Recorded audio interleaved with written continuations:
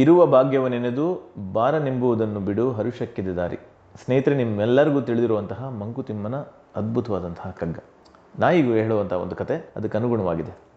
ಒಬ್ಬ ಮಗ ತನ್ನ ತಂದೆಯನ್ನು ಕೇಳ್ತಾನೆ, ಲೈಫನ್ನು ಈಸಿಯಾಗಿ ಲೀಡ್ ಮಾಡೋದು ಹೇಗೆ, ಅಂದರೆ ಸಂತೋಷವಾಗಿ ಆರಾಮಾಗಿರೋದು ಹೇಗೆ ಅಂತ.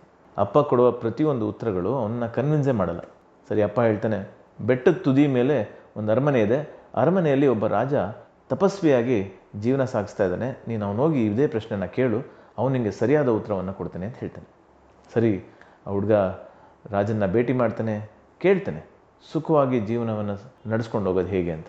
ಸೊ ರಾಜ ಹೇಳ್ತಾನೆ, ಸರಿ ಆಯಿತು, ಕೈಯಲ್ಲಿ ಒಂದು ಸ್ಪೂನ್ ಇಡಿ ಅಂತ ಹೇಳಿ 3 ಹನಿ ಎಣ್ಣೆನ ಅದ್ರ ಮೇಲೆ ಹಾಕ್ತಾನೆ.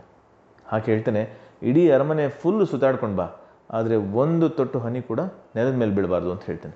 ಸರಿ, ಈ ಹುಡುಗ ಅವ್ರು ಹೇಳಿದಾಗೆ ಅರಮನೆಲ್ಲ ಸುತ್ತಾಡ್ಕೊಂಡು ಬರ್ತಾನೆ, ಬಂದು ಆ ಸ್ಪೂನನ್ನು ವಾಪಸ್ ಕೊಡ್ತಾನೆ.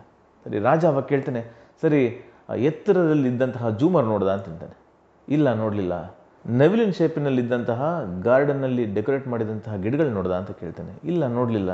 ಈಜಿಪ್ಟಿಂದ ತರಿಸಿದಂತಹ ಹಳದಿ ಕಲರ್ ಗಾಜುಗಳನ್ನ ನೋಡ್ದ ಅಂತ ಕೇಳ್ತಾನೆ. ಇಲ್ಲ. ಶ್ರೀಕಂಠೇಶ್ವರನ್ನ ಕೆತ್ತಿರುವಂತಹ ಬಾಗಿಲೆ ನೋಡ್ದ ಅಂತ ಕೇಳ್ತಾನೆ. ಯಾವುದೂ ನೋಡಿಲ್ಲ. ಯಾಕೆ ನೋಡಲಿಲ್ಲ ಅಂತ ಕೇಳ್ತಾನೆ. ಎಲ್ಲಿ ಎಣ್ಣೆ 1 ಡ್ರಾಪ್ ಕೆಳಗೆ ಬೀಳುತ್ತೋ ಅನ್ನೋ ಗಮನದಲ್ಲಿ ನಾನು ಏನನ್ನು ನೋಡಲಿಲ್ಲ ಅಂತ ಇವನು ಹೇಳ್ತಾನೆ. ಸರಿ ಆಯಿತು, ಈಗ ಹಾಗಾದರೆ ಆ ಸ್ಪೂನನ್ನು ಕೊಡು, ಈಗ ನೋಡ್ಕೊಂಬ ಹೋಗು ಅಂತ ಹೇಳ್ತಾನೆ. ಹುಡುಗ ಸುತ್ತಮುತ್ತ ಸುತ್ತಾಡ್ಕೊಂಡು ನಿಧಾನಕ್ಕೆ ಬರ್ತಾನೆ. ಬಂದಾಗ ರಾಜ ಕೇಳ್ತಾನೆ, ಸರಿ ಈಗ ಹೇಳು ಅರಮನೆ ಹೇಗಿತ್ತು ಅಂತ. ಇವನು ಏನು ಹೇಳಿದ್ನೋ ಅದ್ರ 10ರಷ್ಟು ವರ್ಣಿಸಿ ಆ ಹುಡುಗ ಅರಮನೆ ಎಷ್ಟು ಚೆನ್ನಾಗಿತ್ತು ಅಂತ ಹೇಳ್ತಾನೆ. ಮಹಾರಾಜ ಹೇಳ್ತಾನೆ, ಇಷ್ಟೇ ಜೀವನ. ನಮ್ಮ ಹತ್ರ ಏನಿದೆ, ನಮ್ಮ ಕಣ್ಮುಂದೆ ಏನು ಸಿಗುತ್ತೆ, ಏನು ಕಾಣುತ್ತೆ, ಅದನ್ನು ಆನಂದಿಸೋದೇ ಜೀವನ.